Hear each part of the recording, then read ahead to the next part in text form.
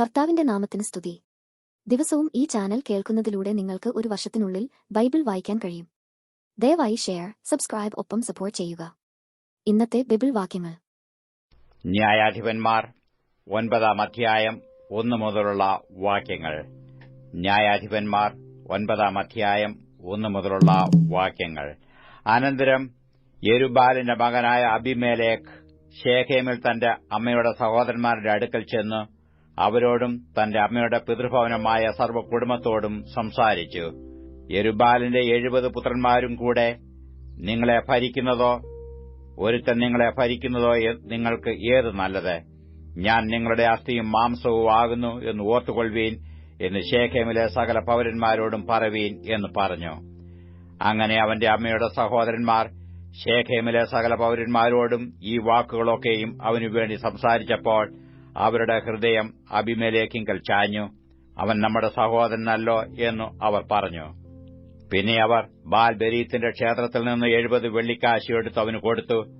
അതിനെക്കൊണ്ടു അബീമേലെക്ക് തുമ്പുകെട്ടവരും നിസാരന്മാരുമായ ആളുകളെ കൂലിക്ക് വാങ്ങി അവർക്ക് നായകനായിത്തീർന്നു. അവൻ ഒഫ്രയിൽ തന്റെ അപ്പന്റെ വീട്ടിൽ ചെന്നു യെരുബ്ബാലിന്റെ പുത്രന്മാരുമായി തന്റെ സഹോദരന്മാരായ 70 പേരെയും ഒരു കല്ലിന്മേൽ വെച്ച് കൊന്നു. എന്നാൽ യെരുബ്ബാലിന്റെ ഇളയമകനായ യോഥാം ഒളിച്ചു കളഞ്ഞതുകൊണ്ട് ശേഷിച്ചു. അതിനുശേഷം ശേഖേമിലെ സകല പൌരന്മാരും മില്ലോഗ്രഹമൊക്കെയും ഒരുമിച്ച് കൂടിച്ചെന്ന് ശേഖേമിലെ ജ്ഞാപകസ്തംഭകത്തിനരികെയുള്ള കരുവേലകത്തിങ്കൽ വെച്ചു അബീമേലെക്കിനെ രാജാവാക്കി. ഇതിനെക്കുറിച്ച് യോഥാമിന് അറിവ് കിട്ടിയപ്പോൾ അവൻ ഗെരസീം മലമുകളിൽ ചെന്ന് ഉച്ചത്തിൽ അവരോട് വിളിച്ചു പറഞ്ഞതെന്നാൽ, ശേഖേം പൌരന്മാരെ, ദൈവം നിങ്ങളുടെ സങ്കടം കേൾക്കേണ്ടതിന് നിങ്ങൾ എന്റെ സങ്കടം കേൾപ്പീൻ. പണ്ടൊരിക്കൽ വൃക്ഷങ്ങൾ തങ്ങൾക്കൊരു രാജാവിനെ അഭിഷേകം ചെയ്യുവാൻ പോയി അവ ഒലിവ് വൃക്ഷത്തോട്, നീ ഞങ്ങൾക്ക് രാജാവായിരിക്ക എന്ന് പറഞ്ഞു. അതിന് ഒലിവ് വൃക്ഷം, ദൈവവും മനുഷ്യരും എന്നെ പുകഴ്ത്തുവാൻ ഹേതുവായിരിക്കുന്ന എന്റെ പുഷ്ടി ഞാൻ ഉപേക്ഷിച്ച് വൃക്ഷങ്ങളുടെ മേൽ ആടുവാൻ പോകുമോ എന്ന് പറഞ്ഞു. പിന്നെ വൃക്ഷങ്ങൾ അത്തിവൃക്ഷത്തോട്, നീ വന്ന് ഞങ്ങൾക്ക് രാജാവായിരിക്ക എന്ന് പറഞ്ഞു. അതിനു അത്തിവൃക്ഷം, എന്റെ മധുരവും വിശേഷപ്പെട്ട പഴവും ഞാൻ ഉപേക്ഷിച്ച് വൃക്ഷങ്ങളുടെ മേൽ ആടുവാൻ പോകുമോ എന്ന് പറഞ്ഞു. പിന്നെ വൃക്ഷങ്ങൾ മുന്തിരിവള്ളിയോട്, നീ വന്ന് ഞങ്ങൾക്ക് രാജാവായിരിക്ക എന്ന് പറഞ്ഞു. മുന്തിരിവള്ളി അവയോട്, ദൈവത്തെയും മനുഷ്യനെയും ആനന്ദിപ്പിക്കുന്ന എന്റെ രസം ഞാൻ ഉപേക്ഷിച്ച് വൃക്ഷങ്ങളുടെ മേൽ ആടുവാൻ പോകുമോ എന്ന് പറഞ്ഞു. പിന്നെ വൃക്ഷങ്ങളെല്ലാം കൂടെ മുൾപടർപ്പിനോട്, നീ വന്ന് ഞങ്ങൾക്ക് രാജാവായിരിക്ക എന്ന് പറഞ്ഞു. മുൾപടർപ്പ് വൃക്ഷങ്ങളോട്, നിങ്ങൾ യഥാർത്ഥമായി എന്നെ നിങ്ങൾക്ക് രാജാവായി അഭിഷേകം ചെയ്യുന്നുവെങ്കിൽ വന്നു എന്റെ നിഴലിൽ ആശ്രയിപ്പീൻ.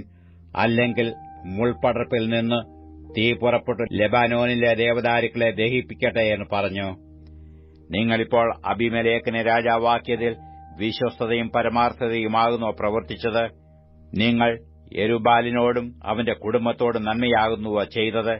അവന്റെ പ്രവൃത്തിയുടെ യോഗ്യതയ്ക്ക് തക്കവണ്ണമോ അവനോട് പ്രവർത്തിച്ചത്? എന്റെ അപ്പൻ തന്റെ ജീവനെ ഗണ്യമാക്കാതെ നിങ്ങൾക്ക് വേണ്ടി യുദ്ധം ചെയ്തു മിദ്യാന്റെ കൈയിൽ നിന്ന് നിങ്ങളെ രക്ഷിച്ചിരിക്കെ, നിങ്ങൾ ഇന്ന് എന്റെ അപ്പന്റെ ഗ്രഹത്തിന് വിരോധമായി എഴുന്നേറ്റു അവന്റെ പുത്രന്മാരായ 70 പേരെയും ഒരു കല്ലിന്മേൽ വെച്ച് കൊല്ലുകയും അവന്റെ ദാസിയുടെ മകനായ അബീമേലെക്ക് നിങ്ങളുടെ സഹോദരനായിരിക്കൊണ്ടു അവനെ ശേഖേം പൌരന്മാർക്ക് രാജാവാക്കുകയും ചെയ്തുവല്ലോ. ഇങ്ങനെ നിങ്ങൾ ഇന്ന് യെരുബ്ബാലിനോടും അവന്റെ കുടുംബത്തോടും ചെയ്തത് വിശ്വസ്തയും പരമാർത്ഥയും എന്നു വരികിൽ നിങ്ങൾ അബീമേലെക്കിൽ സന്തോഷിപ്പീൻ, അവൻ നിങ്ങളിലും സന്തോഷിക്കട്ടെ. അല്ലെങ്കിൽ അബീമേലെക്കിൽ നിന്ന് തീ പുറപ്പെട്ട് ശേഖേം പൌരന്മാരെയും മില്ലോ ഗ്രഹത്തെയും ദഹിപ്പിക്കട്ടെ. ശേഖേം പൌരന്മാരിൽ നിന്നും മില്ലോ ഗ്രഹത്തിൽ നിന്നും തീ പുറപ്പെട്ട് അബീമേലെക്കിനെയും ദഹിപ്പിക്കട്ടെ. ഇങ്ങനെ പറഞ്ഞിട്ട് യോഥാം ഓടിപ്പോയി ബേരിലേക്ക് ചെന്ന് തന്റെ സഹോദരനായ അബീമേലെക്കിനെ പേടിച്ചു അവിടെ പാർത്തു. അബീമേലെക്ക് ഇസ്രായേലിനെ 3 സംവത്സരം ഭരിച്ച ശേഷം ദൈവം അബീമേലെക്കിനും ശേഖേം പൌരന്മാർക്കും തമ്മിൽ ഛിദ്രബുദ്ധി വരുത്തി. ശേഖേം പൌരന്മാർ അബീമേലെക്കിനോട് ദ്രോഹം തുടങ്ങി. അങ്ങനെ യെരുബ്ബാലിന്റെ 70 പുത്രന്മാരോടും ചെയ്ത പാതകത്തിന് പ്രതികാരം വരികയും അവരുടെ രക്തം അവരെ കൊന്നവനായ അവരുടെ സഹോദരൻ അബീമേലെക്കും അവന്റെ സഹോദരന്മാരെ കൊല്ലുവാൻ അവന് തുണയായിരുന്ന ശേഖേം പൌരന്മാരും ചുമക്കുകയും ചെയ്തു. ശേഖേം പൌരന്മാർ മലമുകളിൽ അവന് വിരോധമായി പതിയിരിപ്പുകാരെയാക്കി. ഇവർ തങ്ങളുടെ സമീപത്ത് കൂടി വഴി പോകുന്ന എല്ലാവരോടും കവർച്ച തുടങ്ങി. ഇതിനെക്കുറിച്ചു അബീമേലെക്കിന് അറിവ് കിട്ടി. അപ്പോൾ ഏബേദിന്റെ മകനായ ഗാലും അവന്റെ സഹോദരന്മാരും വന്ന് ശേഖേമിൽ കടന്നു. ശേഖേം പൌരന്മാർ അവനെ വിശ്വസിച്ചു. അവർ വയലിൽ ചെന്ന് തങ്ങളുടെ മുന്തിരിത്തോട്ടങ്ങളിലെ കുല അറുത്തു ഉത്സവം കൊണ്ടാടി. തങ്ങളുടെ ദേവന്റെ ക്ഷേത്രത്തിൽ ചെന്ന് കുടിക്കുകയും അബീമേലെക്കിനെ ശപിക്കുകയും ചെയ്തു. ഏബേദിന്റെ മകൻ ഗാൽ പറഞ്ഞത്, അബീമേലെക്കിനെ നാം സേവിക്കേണ്ടതിനു അവനാർ? ശേഖേമാർ. അവൻ യെരുബാലിന്റെ മകനും സെബൂൽ അവന്റെ കാര്യസ്ഥനുമല്ലയോ? അവൻ ശേഖേമിന്റെ അപ്പനായ ഹാമോരിന്റെ ആളുകളുമായി അവനെ സേവിക്കട്ടെ. നാം അവനെ സേവിക്കുന്നത് എന്തിന്? ഈ ജനം എന്റെ കൈക്കീഴായിരുന്നെങ്കിൽ ഞാൻ അബീമേലെക്കിനെ നീക്കിക്കളകയും അബീമേലെക്കിനോട് നിന്റെ സൈന്യത്തെ വർദ്ധിപ്പിച്ച് പുറപ്പെട്ടു വരിക എന്ന് പറയുകയും ചെയ്യുമായിരുന്നു. ഏബേദിന്റെ മകനായ ഗാലിന്റെ വാക്കുകളെ കേട്ടപ്പോൾ നഗരാധിപനായ സെബൂലുവിന്റെ കോപം ജ്വലിച്ചു. അവൻ രഹസ്യമായിട്ട് അബീമേലെക്കിന്റെ അടുക്കൽ ദൂതന്മാരെ അയച്ചു. ഇതാ, ഏബേദിന്റെ മകനായ ഗാലും അവന്റെ സഹോദരന്മാരും ശേഖേമിൽ വന്നിരിക്കുന്നു. അവർ പട്ടണത്തെ നിന്നോട് മത്സരിപ്പിക്കുന്നു. ആകയാൽ നീയും നിന്നോടുകൂടെയുള്ള പടജനവും രാത്രിയിൽ പുറപ്പെട്ട് വയലിൽ പതിയിരുന്നുകൊള്ളുവീൻ. രാവിലെ സൂര്യൻ ഉദിക്കുമ്പോൾ എഴുന്നേറ്റ് പട്ടണത്തെ ആക്രമിക്ക. എന്നാൽ അവനും കൂടെയുള്ള പടജനവും നിന്റെ നേരെ പുറപ്പെടുമ്പോൾ തരം പോലെ അവരോട് പ്രവർത്തിക്കാമെന്ന് പറയിച്ചു. അങ്ങനെ അബീമേലെക്കും കൂടെയുള്ള പടജനമൊക്കെയും രാത്രിയിൽ പുറപ്പെട്ടു ശേഖേമിനരികെ 4 കൂട്ടമായി പതിയിരുന്നു. ഏബേദിന്റെ മകനായ ഗാൽ പുറപ്പെട്ട് പട്ടണത്തിന്റെ ഗോപുരത്തിങ്കൽ നിന്നപ്പോൾ അബീമേലെക്കും കൂടെയുള്ള പടജനവും പതിയിരിപ്പിൽ നിന്ന് എഴുന്നേറ്റു. ഗാൽ പടജനത്തെ കണ്ടപ്പോൾ, അതാ പർവ്വതങ്ങളുടെ മുകളിൽ നിന്ന് പടജനം ഇറങ്ങിവരുന്നു എന്ന് സെബൂലിനോട് പറഞ്ഞു. സെബൂൽ അവനോട്, പർവ്വതങ്ങളുടെ നിഴൽ കണ്ടിട്ട് മനുഷ്യരെന്ന് നിനക്ക് തോന്നുകയാകുന്നുവെന്ന് പറഞ്ഞു. ഗാൽ പിന്നെയും, അതാ പടജനം ദേശമധ്യേ ഇറങ്ങിവരുന്നു. മറ്റൊരു കൂട്ടവും പ്രാശ്നീകന്മാരുടെ കരുവേലകത്തിന് സമീപത്തുകൂടി വരുന്നുവെന്ന് പറഞ്ഞു. സെബൂൽ അവനോട്, നാം അബീമേലെക്കിനെ സേവിക്കേണ്ടതിനു അവനാരെന്ന് പറഞ്ഞ നിന്റെ വായ് ഇപ്പോൾ എവിടെ? ഇത് നീ പൂച്ഛിച്ച പടജനമല്ലയോ? ഇപ്പോൾ പുറപ്പെട്ടു അവരോട് പൊരുക എന്ന് പറഞ്ഞു. അങ്ങനെ ഗാൽ ശേഖേം പൌരന്മാരുമായി പുറപ്പെട്ടു അബീമേലെക്കിനോട് പടവെട്ടി. അബീമേലെക്കിന്റെ മുമ്പിൽ അവൻ തോറ്റോടി. അവനെ പിന്തുടർന്ന് പടിവാതിൽ വരെ അനേകം പേർ ഹതന്മാരായി വീണു. അബീമേലെക്ക് അരൂമയിൽ താമസിച്ചു. സെബൂൽ ഗാലിനെയും സഹോദരന്മാരെയും ശേഖേമിൽ പാർപ്പാൻ സമ്മതിക്കാതെ അവിടെ നിന്ന് നീക്കിക്കളഞ്ഞു. പിറ്റേനാൾ ജനം വയലിലേക്ക് പുറപ്പെട്ടു. അബീമേലെക്കിനു അതിനെക്കുറിച്ച് അറിവ് കിട്ടി. അവൻ പടജനത്തെ കൂട്ടി 3 കൂട്ടമായി ഭാഗിച്ചു വയലിൽ പതിയിരുന്നു. ജനം പട്ടണത്തിൽ നിന്ന് പുറപ്പെട്ടു വരുന്നത് കണ്ടു. അവരുടെ നേരെ ചെന്നു അവരെ സംഹരിച്ചു. പിന്നെ അബീമേലെക്കും കൂടെയുള്ള കൂട്ടവും പാഞ്ഞു ചെന്നു പട്ടണത്തിന്റെ പടിവാതിൽക്കൽ നിന്നു. മറ്റേ കൂട്ടം 2 വയലിലുള്ള സകല ജനത്തിന്റെയും നേരെ പാഞ്ഞു ചെന്നു അവരെ സംഹരിച്ചു. അബീമേലെക്ക് അന്ന് മുഴുവനും പട്ടണത്തോട് പൊരുത് പട്ടണം പിടിച്ചു. അതിലെ ജനത്തെ കൊന്നു പട്ടണത്തെ ഇടിച്ചു കളഞ്ഞു.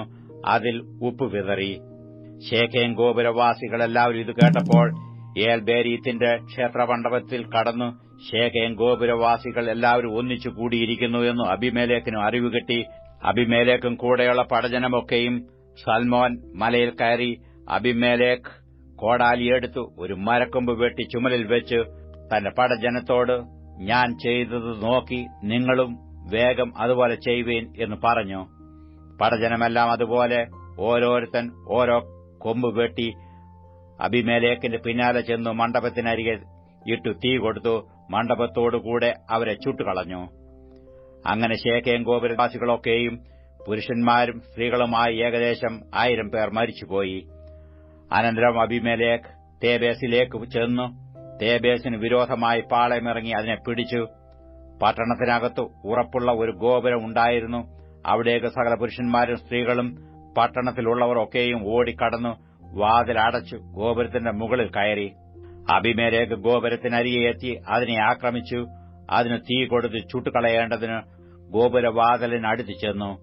അപ്പോൾ ഒരു സ്ത്രീ തിരികല്ലിന്റെ പിള്ള അബീമേലെക്കിന്റെ തലയിലിട്ടു അവന്റെ തലയോട് തകർത്തു കളഞ്ഞു. ഉടനെ അവൻ തന്റെ ആയുധവാഹകനായ ബാല്യക്കാരനെ വിളിച്ചു, ഒരു സ്ത്രീ എന്നെ കൊന്നു എന്ന് പറയാതിരിക്കേണ്ടതിന് നിന്റെ വാൾ ഊരി എന്നെ കൊല്ലുക എന്ന് അവനോട് പറഞ്ഞു. അവന്റെ ബാല്യക്കാരൻ അവനെ കുത്തി. അങ്ങനെ അവൻ മരിച്ചു. അബീമേലെക്ക് മരിച്ചുപോയി എന്ന് കണ്ടപ്പോൾ ഇസ്രായേല്യർ താന്താങ്ങളുടെ സ്ഥലത്തേക്ക് മടങ്ങിപ്പോയി. അബീമേലെക്ക് തന്റെ 70 സഹോദരന്മാരെ കൊന്നതിനാൽ തന്റെ അപ്പനോട് ചെയ്തിട്ടുള്ള പാതകത്തിന് ദൈവം ഇങ്ങനെ പകരം ചെയ്തു. ശെഖേം നിവാസികളുടെ സകല പാതകങ്ങളും ദൈവം അവരുടെ തലമേൽ വരുത്തി. അങ്ങനെ യെരുബ്ബാലിന്റെ മകനായ യോഥാമിന്റെ ശാപം അവരുടെ മേൽ വന്നു. ന്യായാധിപന്മാർ 10 അധ്യായം 1 മുതലുള്ള വാക്യങ്ങൾ. ന്യായാധിപന്മാർ 10 അധ്യായം 1 മുതലുള്ള വാക്യങ്ങൾ. അബീമേലെക്കിന്റെ ശേഷം ദോദോവിന്റെ മകനായ പൂവാവിന്റെ മകൻ തോല എന്ന ഇസഹാർ ഗോത്രക്കാരൻ ഇസ്രയേലിനെ രക്ഷിപ്പാൻ എഴുന്നേറ്റു. എഫ്രയീം നാട്ടിലെ ശാമീരിൽ ആയിരുന്നു അവൻ പാർത്തത്. അവൻ ഇസ്രയേലിന് 23 സംവത്സരം ന്യായാധിപനായിരുന്ന ശേഷം മരിച്ചു.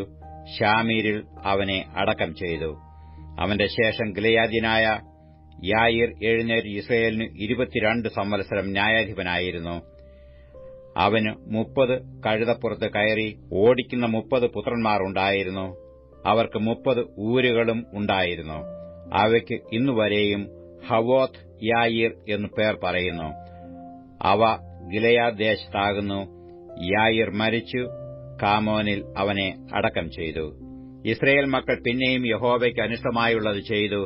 ബാൽ വിഗ്രഹങ്ങളെയും അസ്തോരേത്ത് പ്രതിഷ്ഠകളെയും അരാമ്യദേവന്മാരെയും സീദോന്യദേവന്മാരെയും മോവാബ്യദേവന്മാരെയും അമ്മോന്യദേവന്മാരെയും ഫെലിസ്ത്യ ദേവന്മാരെയും സേവിച്ചു. യഹോവയെ സേവിക്കാതെ അവനെ ഉപേക്ഷിച്ചു. അപ്പോൾ യഹോവയുടെ കോപം ഇസ്രയേലിന്റെ നേരെ ജ്വലിച്ചു. അവൻ അവരെ ഫെലിസ്ത്യരുടെ കൈയിലും അമ്മോന്യരുടെ കൈയിലും ഏൽപ്പിച്ചു. അവർ അന്നു മുതൽ 18 സംവത്സരത്തോളം ഇസ്രയേൽ മക്കളെ യോർദാനക്കരെ ഗിലെയാദ് എന്ന അമോര്യദേശത്തുള്ള എല്ലാ ഇസ്രയേൽ മക്കളെയും തന്നെ ഉപദ്രവിച്ചു ഞെരുക്കി. അമ്മോന്യർ യഹൂദയോടും ബെന്യാമീനോടും എഫ്രയീം ഗൃഹത്തോടും യുദ്ധം ചെയ്യുവാൻ യോർദാൻ കടന്നു. അതുകൊണ്ട് ഇസ്രയേൽ വളരെ കഷ്ടത്തിലായി. ഇസ്രയേൽ മക്കൾ യഹോവയോട് നിലവിളിച്ചു, ഞങ്ങൾ ഞങ്ങളുടെ ദൈവത്തെ ഉപേക്ഷിക്കുകയും ബാൽ വിഗ്രഹങ്ങളെ സേവിക്കുകയും ചെയ്തതുകൊണ്ട് നിന്നോട് പാപം ചെയ്തിരിക്കുന്നു എന്ന് പറഞ്ഞു. യഹോവ ഇസ്രയേൽ മക്കളോട് അരുളിച്ചെയ്തത്, മിസ്രയീമ്യർ, അമോര്യർ, അമ്മോന്യർ, ഫെലിസ്ത്യർ എന്നിവരുടെ കൈയിൽ നിന്ന് ഞാൻ നിങ്ങളെ രക്ഷിച്ചിട്ടില്ലയോ? സീദോന്യരും അമാലേക്യരും മോവാന്യരും നിങ്ങളെ ഞെരുക്കി. നിങ്ങൾ എന്നോട് നിലവിളിച്ചു, ഞാൻ നിങ്ങളെ അവരുടെ കൈയിൽ നിന്ന് രക്ഷിച്ചു. എങ്കിലും നിങ്ങൾ എന്നെ ഉപേക്ഷിച്ച് അന്യദൈവങ്ങളെ സേവിച്ചു. അതുകൊണ്ട് ഇനി ഞാൻ നിങ്ങളെ രക്ഷിക്കയില്ല. നിങ്ങൾ തിരഞ്ഞെടുത്തിട്ടുള്ള ദേവന്മാരോട് നിലവിളിപ്പീൻ. അവർ നിങ്ങളുടെ കഷ്ടകാലത്ത് നിങ്ങളെ രക്ഷിക്കട്ടെ. ഇസ്രയേൽ മക്കൾ യഹോവയോട്, ഞങ്ങൾ പാപം ചെയ്തിരിക്കുന്നു. നിന്റെ ഇഷ്ടം പോലെയൊക്കെയും ഞങ്ങളോട് ചെയ്തുകൊള്ളുക. ഇന്ന് മാത്രം ഞങ്ങളെ വിടുവിക്കണമേ എന്ന് പറഞ്ഞു. അവർ തങ്ങളുടെ ഇടയിൽ നിന്ന് അന്യദൈവങ്ങളെ നീക്കിക്കളഞ്ഞു. യഹോവയെ സേവിച്ചു. ഇസ്രയേലിന്റെ അരിഷ്ടതയിൽ അവന് സഹതാപം തോന്നി. അന്നേരം അമ്മോന്യർ ഒന്നിച്ചുകൂടി ഗിലെയാദിൽ പാളയമിറങ്ങി. ഇസ്രയേൽ മക്കളും ഒരുമിച്ചുകൂടി മിസ്പയിൽ പാളയമിറങ്ങി. ഗിലെയാദിലെ പ്രഭുക്കന്മാരും ജനവും തമ്മിൽ അമ്മോന്യരോട് യുദ്ധം ആരംഭിക്കുന്നവനാർ, അവൻ ഗിലെയാദിലെ സകല നിവാസികൾക്കും തലവനാകും എന്ന് പറഞ്ഞു. എബ്രായർക്കെഴുതിയ ലേഖനം 5 അധ്യായം 1 മുതലുള്ള വാക്യങ്ങൾ. എബ്രായർ 5 അധ്യായം 1 മുതലുള്ള വാക്യങ്ങൾ. മനുഷ്യരുടെ ഇടയിൽ നിന്ന് എടുക്കുന്ന ഏത് മഹാപുരോഹിതനും പാപങ്ങൾക്കായി വഴിപാടും യാഗവും അർപ്പിപ്പാൻ ദൈവകാര്യത്തിൽ മനുഷ്യർക്കു വേണ്ടി നിയമിക്കപ്പെടുന്നു. താനും ബലഹീനത പൂണ്ടവനാകയാൽ അറിവില്ലാത്തവരോടും വഴിതെറ്റിപ്പോകുന്നവരോടും സഹതാപം കാണിപ്പാൻ കഴിയുന്നവനും ബലഹീനത നിമിത്തം ജനത്തിനുവേണ്ടി എന്ന പോലെ തനിക്കുവേണ്ടിയും പാപയാഗം അർപ്പിക്കേണ്ടിയവനും ആകുന്നു. എന്നാൽ അഹരോനെപ്പോലെ ദൈവം വിളിക്കുന്നവനല്ലാതെ ആരും ആ സ്ഥാനം സ്വതവേ എടുക്കുന്നില്ല. അവണ്ണം ക്രിസ്തുവും മഹാപുരോഹിതൻ ആകുവാനുള്ള മഹത്വം സ്വതവേ എടുത്തിട്ടില്ല. നീ എന്റെ പുത്രൻ, ഇന്ന് ഞാൻ നിന്നെ ജനിപ്പിച്ചിരിക്കുന്നു എന്നു അവനോട് അരുളിച്ചെയ്തവൻ അവന് കൊടുത്തതത്രേ. അങ്ങനെ മറ്റൊരിടത്തും നീ മൽക്കീസേദെക്കിന്റെ ക്രമപ്രകാരം എന്നേക്കും ഒരു പുരോഹിതൻ എന്ന് പറയുന്നു. ക്രിസ്തു തന്റെ ഐഹിക ജീവകാലത്ത് തന്നെ മരണത്തിൽ നിന്ന് രക്ഷിപ്പാൻ കഴിയുന്നവനോട് ഉറച്ച നിലവിളിയോടും കണ്ണുനീരോടും കൂടെ അപേക്ഷയും അഭയാചനയും കഴിക്കുകയും ഭയഭക്തി നിമിത്തം ഉത്തരം ലഭിക്കുകയും ചെയ്തു. പുത്രനെങ്കിലും താൻ അനുഭവിച്ച കഷ്ടങ്ങളാൽ അനുസരണം പഠിച്ച് തികഞ്ഞവനായി തന്നെ അനുസരിക്കുന്ന ഏവർക്കും നിത്യരക്ഷയുടെ കാരണഭൂതനായി തീർന്നു. മൽക്കീസേദെക്കിന്റെ ക്രമപ്രകാരം മഹാപുരോഹിതൻ എന്നുള്ള നാമം ദൈവത്താൽ ലഭിച്ചുമിരിക്കുന്നു. ഇതിനെക്കുറിച്ച് ഞങ്ങൾക്ക് വളരെ പറവാനുണ്ട്. എങ്കിലും നിങ്ങൾ കേൾപ്പാൻ മാന്യമുള്ളവരായി തീർന്നതുകൊണ്ട് തെളിയിച്ചു തരുവാൻ വിഷമം. കാലം നോക്കിയാൽ ഇപ്പോൾ ഉപദേഷ്ടാക്കന്മാരായിരിക്കേണ്ടുന്ന നിങ്ങൾക്ക് ദൈവത്തിന്റെ അരുളപ്പാടുകളുടെ ആദ്യ പാഠങ്ങളെ തന്നെ വീണ്ടും ഉപദേശിച്ചു തരുവാൻ ആവശ്യമായിരിക്കുന്നു. കട്ടിയായുള്ള ആഹാരമല്ല, പാലത്രേ നിങ്ങൾക്ക് ആവശ്യമെന്ന് വന്നിരിക്കുന്നു. പാൽ കുടിക്കുന്നവൻ എല്ലാം നീതിയുടെ വചനത്തിൽ പരിചയമില്ലാത്തവനത്രേ, അവൻ ശിശുവല്ലോ. കട്ടിയായുള്ള ആഹാരം നന്മതിന്മകളെ തിരിച്ചറിവാൻ തഴക്കത്താൽ അഭ്യസിച്ച ഇന്ദ്രിയങ്ങളുള്ളവരായി പ്രായം തികഞ്ഞവർക്ക് പറ്റുകയുള്ളൂ. എബ്രായർക്കെഴുതിയ ലേഖനം 6-ാം അധ്യായം 1 മുതലുള്ള വാക്യങ്ങൾ. എബ്രായർ 6-ാം അധ്യായം 1 മുതലുള്ള വാക്യങ്ങൾ. അതുകൊണ്ട് നിർജ്ജീവ പ്രവൃത്തികളെക്കുറിച്ചുള്ള മാനസാന്തരം, ദൈവത്തിങ്കിലെ വിശ്വാസം, സ്നാനങ്ങളെക്കുറിച്ചുള്ള ഉപദേശം, കൈവെപ്പ്, മരിച്ചവരുടെ പുനരുത്ഥാനം, നിത്യശിക്ഷാവിധി എന്നിങ്ങനെയുള്ള അടിസ്ഥാനം പിന്നെയും ഇടാതെ നാം ക്രിസ്തുവിനെക്കുറിച്ചുള്ള ആദ്യ വചനം വിട്ട് പരിജ്ഞാനപൂർത്തി പ്രാപിപ്പാൻ ശ്രമിക്കുക. ദൈവം അനുവദിക്കുന്ന പക്ഷം നാം അത് ചെയ്യും. ഒരിക്കൽ പ്രകാശനം ലഭിച്ചിട്ട് സ്വർഗീയദാനം ആസ്വദിക്കുകയും പരിശുദ്ധാത്മാവിനെ പ്രാപിക്കുകയും ദൈവത്തിന്റെ നല്ല വചനവും വരുവാനുള്ള ലോകത്തിന്റെ ശക്തിയും ആസ്വദിക്കുകയും ചെയ്തവർ പിന്മാറിപ്പോയാൽ തങ്ങൾക്ക് തന്നെ ദൈവപുത്രനെ വീണ്ടും ക്രൂശിക്കുന്നവരും അവന് ലോകാപവാദം വരുത്തുന്നവരും ആകൊണ്ട് അവരെ പിന്നെയും മാനസാന്തരത്തിലേക്ക് പുതുക്കുവാൻ കഴിവുള്ളതല്ല. പലപ്പോഴും പെയ്ത മഴ കുടിച്ചിട്ട് ഭൂമി കൃഷി ചെയ്യുന്നവർക്ക് ഹിതമായ സസ്യാദികളെ വിളയിക്കുന്നുവെങ്കിൽ ദൈവത്തിന്റെ അനുഗ്രഹം പ്രാപിക്കുന്നു. മുള്ളും ഞെരിഞ്ഞിലും മുളപ്പിച്ചാലോ അത് കൊളരുതാത്തതും ശാപത്തിനു അടുത്തതുമാകുന്നു. ചൂട്ടുകളയാത്രേ അതിന്റെ അവസാനം. എന്നാൽ പ്രിയമുള്ളവരെ, ഞങ്ങൾ ഇങ്ങനെ സംസാരിക്കുന്നുവെങ്കിലും നിങ്ങളെക്കുറിച്ച് ശുഭമേറിയതും രക്ഷയ്ക്ക് ഉതകുന്നതും വിശ്വസിക്കുന്നു. ദൈവം നിങ്ങളുടെ പ്രവൃത്തിയും വിശുദ്ധന്മാരെ ശുശ്രൂഷിച്ചതിനാലും ശുശ്രൂഷിക്കുന്നതിനാലും തന്റെ നാമത്തോട് കാണിച്ച സ്നേഹവും മറന്നുകളവാൻ തക്കവണ്ണം അനീതിയുള്ളവനല്ല. എന്നാൽ നിങ്ങൾ ഓരോരുത്തരും പ്രത്യാശയുടെ പൂർണ്ണ നിശ്ചയം പ്രാപിപ്പാൻ അവസാനത്തോളം ഒരുപോലെ ഉത്സാഹം കാണിക്കണമെന്ന് ഞങ്ങൾ ആഗ്രഹിക്കുന്നു. അങ്ങനെ നിങ്ങൾ മന്ദതയുള്ളവരാകാതെ വിശ്വാസത്താലും ദീർഘക്ഷമയാലും വാഗ്ദത്തങ്ങളെ അവകാശമാക്കുന്നവരുടെ അനുകാരികളായിത്തീരും. ദൈവാബ്രഹാമിനോട് വാഗ്ദത്തം ചെയ്യുമ്പോൾ തന്നേക്കാൾ വലിയവനെക്കൊണ്ട് സത്യം ചെയ്യുവാൻ ഇല്ലാഞ്ഞിട്ട് തന്നെക്കൊണ്ട് തന്നെ സത്യം ചെയ്തു. ഞാൻ നിന്നെ അനുഗ്രഹിക്കുകയും നിന്നെ വർദ്ധിപ്പിക്കുകയും ചെയ്യും എന്നു അരുളി ചെയ്തു. അങ്ങനെ അവൻ ദീർഘക്ഷമയോടിരുന്നു വാഗ്ദത്ത വിഷയം പ്രാപിച്ചു. തങ്ങളെക്കാൾ വലിയവനെക്കൊണ്ടല്ലോ മനുഷ്യർ സത്യം ചെയ്യുന്നത്. ആണ് അവർക്ക് ഉറപ്പിനായി സകലവാദത്തിന്റെയും തീർച്ചയാകുന്നു. അതുകൊണ്ട് ദൈവം വാഗ്ദത്തത്തിന്റെ അവകാശങ്ങൾക്ക് തന്റെ ആലോചന മാറാത്തത് എന്ന് അധികം സ്പഷ്ടമായി കാണിപ്പാൻ ഇച്ഛിച്ചു ഒരു ആണയാലും ഉറപ്പുകൊടുത്തു. അങ്ങനെ നമ്മുടെ മുമ്പിൽ വെച്ചിട്ടുള്ള പ്രത്യാശ പിടിച്ചുകൊള്ളുവാൻ ശരണത്തിനായി ഓടിവന്ന നാം മാറിപ്പോകാത്തതും ദൈവത്തിന് ഭോഷ്ക് പറവാൻ കഴിയാത്തതുമായ 2 കാര്യങ്ങളാൽ ശക്തിയുള്ള പ്രബോധനം പ്രാപിപ്പാൻ ഇടവരുന്നു. ആ പ്രത്യാശ നമുക്ക് ആത്മാവിന്റെ ഒരു നങ്കൂരം തന്നെ. അത് നിശ്ചയവും സ്ഥിരവും തിരശ്ശീലയ്ക്കകത്തേക്ക് കടക്കുന്നതുമാകുന്നു. അവിടേക്ക് യേശു മൽക്കിസദേക്കിന്റെ ക്രമപ്രകാരം എന്നേക്കും മഹാപുരോഹിതനായി മുമ്പുകൂട്ടി നമുക്ക് വേണ്ടി പ്രവേശിച്ചിരിക്കുന്നു. 111-ാം സങ്കീർത്തനം 1 മുതലുള്ള വാക്യങ്ങൾ. 111-ാം സങ്കീർത്തനം 1 മുതലുള്ള വാക്യങ്ങൾ. യഹോവയെ സ്തുതിപ്പീൻ. ഞാൻ നേരുള്ളവരുടെ സംഘത്തിലും സഭയിലും പൂർണ്ണ ഹൃദയത്തോടെ യഹോവയ്ക്ക് സ്തോത്രം ചെയ്യും. യഹോവയുടെ പ്രവൃത്തികൾ വലിയവയും അവയിൽ ഇഷ്ടമുള്ളവരൊക്കെയും ശോധന ചെയ്യേണ്ടവയും ആകുന്നു. അവന്റെ പ്രവൃത്തി മഹത്വവും തേജസ്സുമുള്ളത്. അവന്റെ നീതി എന്നേക്കും നിലനിൽക്കുന്നു. അവൻ തന്റെ അത്ഭുതങ്ങൾക്ക് ഒരു ജ്ഞാപകമുണ്ടാക്കിയിരിക്കുന്നു. യഹോവ കൃപയും കരുണയുമുള്ളവൻ തന്നെ. തന്റെ ഭക്തന്മാർക്ക് അവൻ ആഹാരം കൊടുക്കുന്നു. അവൻ തന്റെ നിയമത്തെ എന്നേക്കും ഓർക്കുന്നു. ജാതികളുടെ അവകാശം അവൻ സ്വജനത്തിന് കൊടുത്തതിൽ തന്റെ പ്രവൃത്തികളുടെ ശക്തി അവർക്ക് പ്രസിദ്ധമാക്കിയിരിക്കുന്നു. അവന്റെ കൈകളുടെ പ്രവൃത്തികൾ സത്യവും ന്യായവുമാകുന്നു. അവന്റെ പ്രമാണങ്ങളെല്ലാം വിശ്വാസ്യം തന്നെ. അവ എന്നേക്കും സ്ഥിരമായിരിക്കുന്നു. അവ വിശ്വസ്തയോടും നേരോടും കൂടെ അനുഷ്ഠിക്കപ്പെടുന്നു. അവൻ തന്റെ ജനത്തിന് വീണ്ടെടുപ്പ് അയച്ചു. തന്റെ നിയമത്തെ എന്നേക്കുമായി കൽപ്പിച്ചിരിക്കുന്നു. അവന്റെ നാമം വിശുദ്ധവും ഭയങ്കരവുമാകുന്നു. യഹോവാഭക്തി ജ്ഞാനത്തിന്റെ ആരംഭമാകുന്നു. അവയെ ആചരിക്കുന്ന എല്ലാവർക്കും നല്ല ബുദ്ധിയുണ്ട്. അവന്റെ സ്തുതി എന്നേക്കും നിലനിൽക്കുന്നു.